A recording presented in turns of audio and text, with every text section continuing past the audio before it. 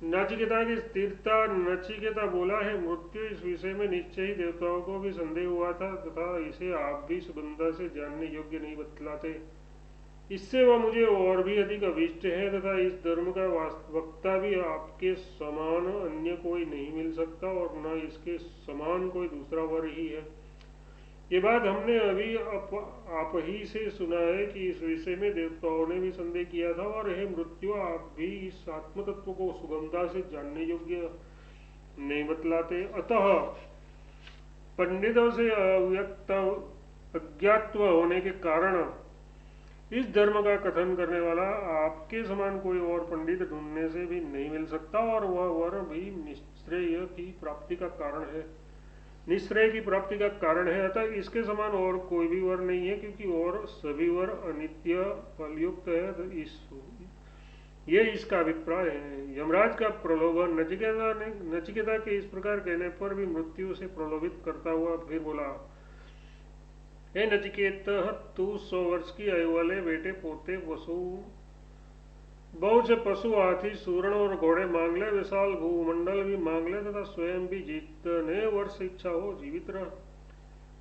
जिनकी 100 वर्ष की आयु हो ऐसे शतायु पुत्र और पौत्र मांग ले तथा गौ आदि पशु से बहुत से पशु, हाथी और सुवर्ण तथा घोड़े और पृथ्वी का महान विस्तृत आयतन आश्रय मंडल अर्थात राज्य मांग ले, परंतु यदि स्वयं अल्पायु हो तो ये सब व्यर्थ ही है। इसलिए कहते हैं, तू स्वयं भी जितना जीना चाहे उतने वर्ष जीवित रह, यथार्थ शरीर यानी समग्र इंद्रिय फलाप को धारण कर। इसके समान यदि तू कोई और वर समझता हो तो उसे अथवा धन और स्थिर चिरस्थायी जीविका मांग ले। कहे नचिकेता, इस विस्तृत भूमि में तू वृद्धि को प्राप्त हो, मैं तुझे कामनाओं को इच्छा अनुसार भोगने वाला किए देता हूँ। इस उपयुक्त वर के समान यदि तू कोई और वर समझता हो तो उसे भी मांग ले। ये नहीं, धन अर्थात प्रचुर स्वर्ण और रत्न आदि तथा उन सब धन के साथ चिरस्थायी जीविका भी मांग ले। अधिक क्या है नचिकेत, तू इस विस्तृत भूमि में तू राजा होकर वृद्धि को प्राप्त हो, और तो क्या, मैं तुझे देवी और मानुषी सभी कामनाओं का कामभागी यथार्थ इच्छानुसार भोगने वाला किए देता हूं, क्योंकि मैं सत्य संकल्प देवता हूं। मनुष्य लोक में जो जो भोग दुर्लभ है उन सब भोगों को तू स्वच्छंदता पूर्वक मांग ले। यह रथ और बाजों के सहित ये रमणियां है, ऐसी स्त्रियां मनुष्य को प्राप्त होने योग्य नहीं होती। मेरे द्वारा दी हुई इन कामनियों से तू अपनी सेवा करा, परंतु ये नचिकेते, तू मरण संबंधी प्रश्न मत पूछ।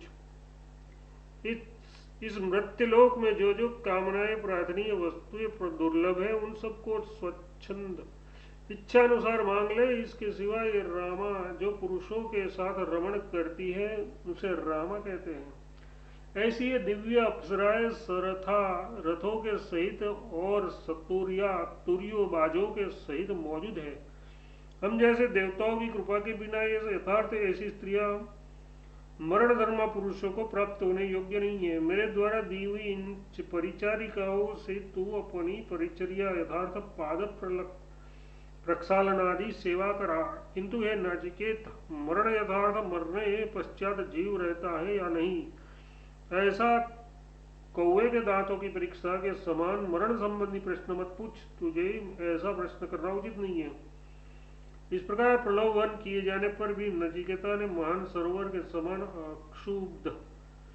अक्षुब्ध रहकर कहा, नचिकेता की निरहता, ये यमराज भोग कल रहेंगे या नहीं इस प्रकार के हैं और संपूर्ण इंद्रियों के तेज को जीर्ण कर देते हैं। ये सारा जीवन भी बहुत थोड़ा ही है। आपके वाहन और नाच गान आपके पास रहे, हमें उनकी आवश्यकता नहीं है। आपने जिन भोगों का उल्लेख किया है वे तो स्वभाव है, जिनका भाव यथार्थ अस्तित्व कल रहेंगे या नहीं इस प्रकार संदेह युक्त हो उन्हें स्वभाव कहते हैं। बल्कि है अंतक, हे मृत्यु, ये अप्सरा आदि भोग तो मनुष्य को जो ये संपूर्ण इंद्रियों का तेज है उसे जीर्ण क्षीण ही कर देते हैं। अतः धर्म, वीर्य, प्रजा, अतः धर्म, वीर्य, प्रज्ञा, तेज और यश आदि का क्षय करने वाले होने से यह अनर्थ के ही कारण है। और आप जो दीर्घ जीवन देना चाहते हैं उसके विषय में भी सुनिए। ब्रह्मा का जो संपूर्ण जीवन आयु है वह भी अल्प ही है, फिर हम जैसों के दीर्घ जीवन की तो बात ही क्या है। अतः आपके रथादि वाहन और नाचगान आपके ही रहे। मनुष्य को धन से तृप्त नहीं किया जा सकता। अब यदि आपको देख लिया है तो धन तो हम पा ही लेंगे। जब तक आप शासन करेंगे हम जीवित रहेंगे, किंतु हमारा प्रार्थनीय वर तो वही है। मनुष्य को अधिक धन से भी तृप्ति नहीं किया जा सकता। लोक में धन की प्राप्ति किसी को भी तृप्त करने वाली नहीं देखी गई। जब कि हम आपको देख चुके हैं तो यदि हमें धन की लालसा होगी तो उसे हम प्राप्त कर ही लेंगे। इसी प्रकार दीर्घ जीवन भी पालेंगे। जब तक आप याम्यच पद पर शासन करेंगे तब तक हम भी जीवित रहेंगे। भला कोई भी मनुष्य आपके संपर्क में आकर अल्पायु या अल्पधन कैसे रह सकता है। किंतु वर तो वह जो आत्मविज्ञान है वही हमारा वर्णीय है। क्योंकि कभी जराग्रस्त न होने वाले अमरों के समीप पहुंचकर नीचे पृथ्वी पर रहने वाला कौन जराग्रस्त विवेकी मनुष्य होगा, जो केवल शारीरिक वर्ण के राग से प्राप्त होने वाले स्त्री भोग आदि आदि सुखों को अस्थिर रूप में देखता हुआ भी अति दीर्घ जीवन में सुख मानेगा।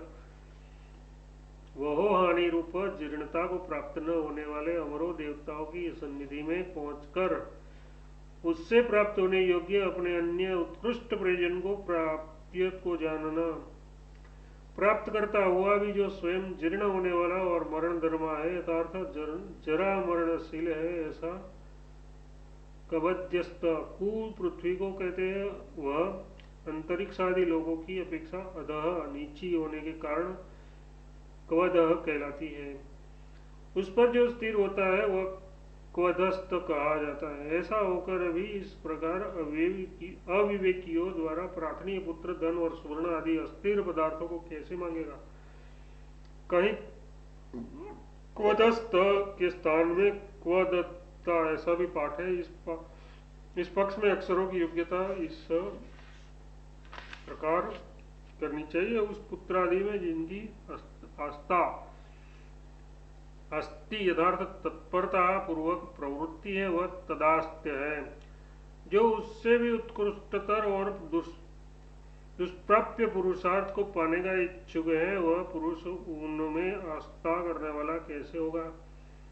यथार्थ उन्हें असारस समझने वाला कोई भी पुरुष उसका अर्थी मतलब इच्छुक नहीं हो सकता, क्योंकि सभी लोग उत्तरोत्तर उन्नति होना चाहते हैं। अतः मैं पुत्र, धन आदि लोभों से प्रलोभित नहीं किया जा सकता तथा वर्ण के राग से प्राप्त होने वाले अप्सरा आदि सुखों की अस्थिरता रूप में भावना करता हूँ। उन्हें यथावत मिथ्या रूप से समझता हुआ कौन विवेकी पुरुष अति दीर्घ जीवन में प्रेम करेगा। अतः मुझे इन मिथ्या भोगों से प्रलोभित करना छोड़कर जिसके लिए मैंने प्रार्थना की है, हे मृत्यु, जिस परलोकगत जीव के संबंध में लोग हैं या नहीं है ऐसा संदेह करते हैं तथा जो महान परलोक के विषय में निश्चित विज्ञान है वह हमसे कहिए। ये जो गहनता में अनुप्रविष्ट हुआ वर है इससे अन्य कोई वर नचिकेता नहीं मानता। हे मृत्यु, जिस परलोकगत जीव के विषय में ऐसा संदेह करते हैं कि मरने के अनंतर रहता है या नहीं रहता, उस महान प्रयोजन के निमित्तभूत सांपरायण परलोक के संबंध में उस आत्मा को जो निश्चित विज्ञान है वह हमसे कहिए। अधिक क्या, ये जो आत्म विषयक प्रवृत्त वर है वह बड़ा ही गूढ़ गहन है और दुर्विवेचनीयात को प्राप्त हो रहा है। उस वर से अन्य अविवेकी पुरुषों द्वारा प्रार्थनीय कोई और अनित्य वस्तु विषयक वर नचिकेता मन से भी नहीं मांगता। ये श्रुति का वचन है। इति श्री मद परमहंस परिवाजाचार्य गोविंद भगवत पूज्यपाद शिष्य श्रीमदाचार्य श्री शंकर भगवत कृतो कठोपनिषदध्याये प्रथम अध्याये प्रथम वल्ली भाष्य समाप्तम।